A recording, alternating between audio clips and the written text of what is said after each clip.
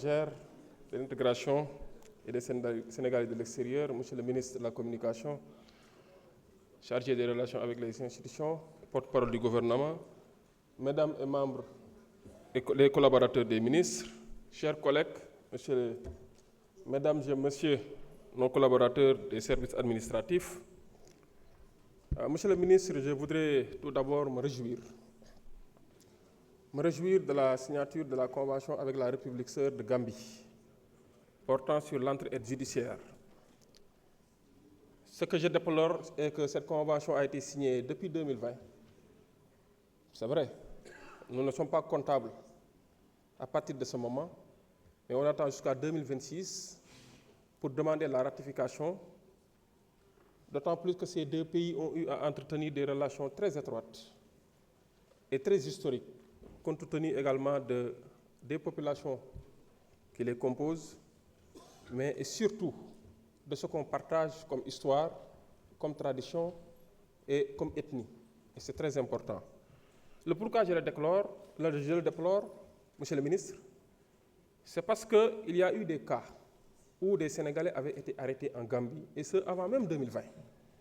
Moi, je me pose la question, quel a été le sort, compte tenu du fait qu'il n'y avait pas de coopération entre ces deux pays, quel sort a été réservé à ces traitements?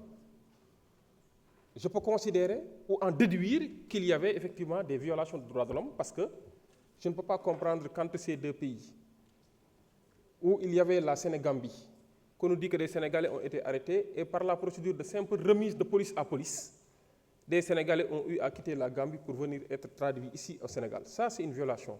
Et je pense que cette convention vient à son heure pour pallier les insuffisances et les lacunes constatées par rapport à cette situation.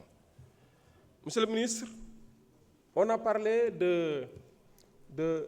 du projet de loi portant autorisation de ratifier l'amendement qu'on apporte sur l'article relativement au statut de Rome, la Cour pénale internationale. Qui parle de Cour pénale internationale, Monsieur le ministre, parle de droits de l'homme, parle d'humanité, parle de crimes imprescriptibles, parle de torture.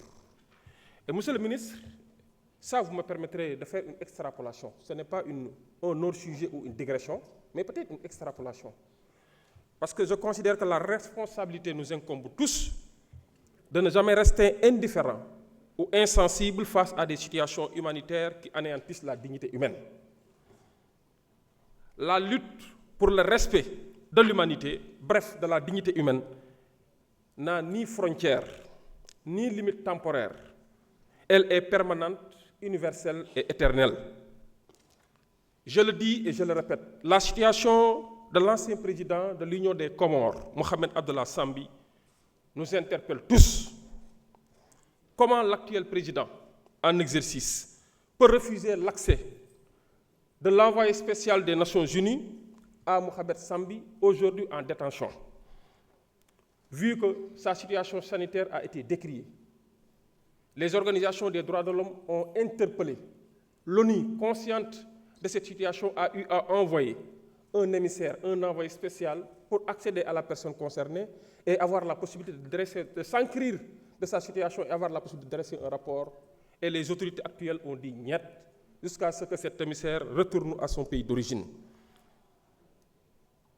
Monsieur le ministre, comment peut-on admettre que les autorités en place, je parle des autorités exécutives de l'Union des Comores, peuvent refuser d'exécuter une décision judiciaire émise par les autorités judiciaires de l'Union des Comores et qui autorise l'ancien président en détention avec une santé dégradée de bénéficier à la suite d'une évacuation sanitaire de soins adaptés?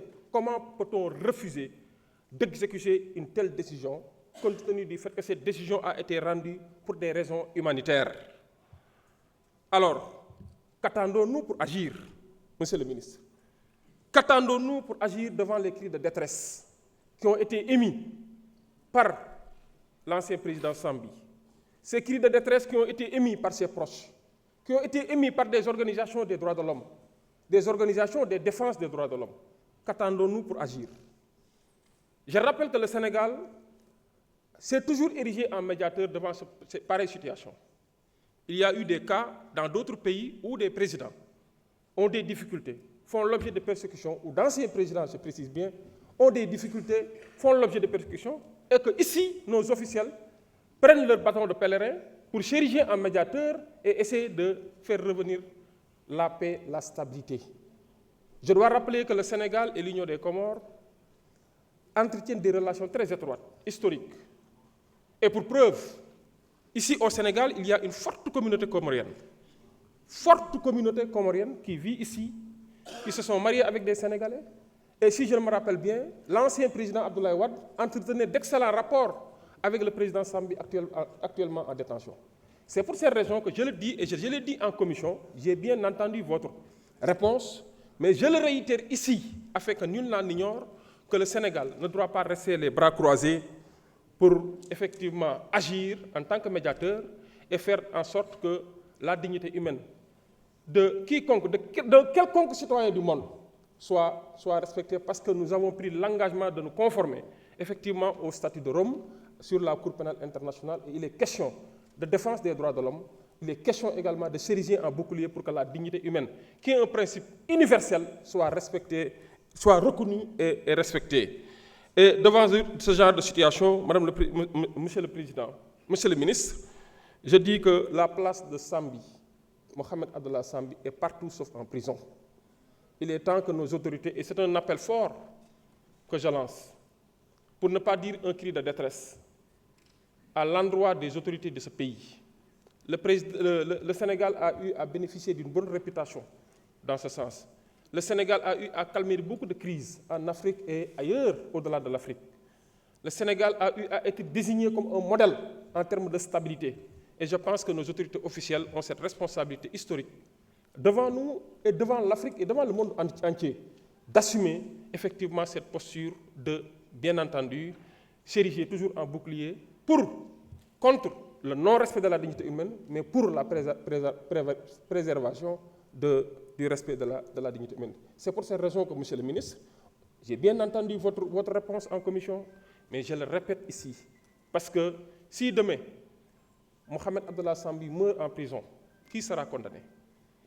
Les responsables, les complices, les silencieux, les neutres, ou l'humanité qui sera condamnée? C'est pour cette raison que j'en appelle à votre magnanimité, à votre sens élevé de responsabilité, en tant que ministre des Affaires étrangères, chargé de l'intégration, en tant qu'également ministre chargé des Sénégalais de l'extérieur, parce qu'il y a beaucoup de Sénégalais là-bas au niveau de l'Union des Comores.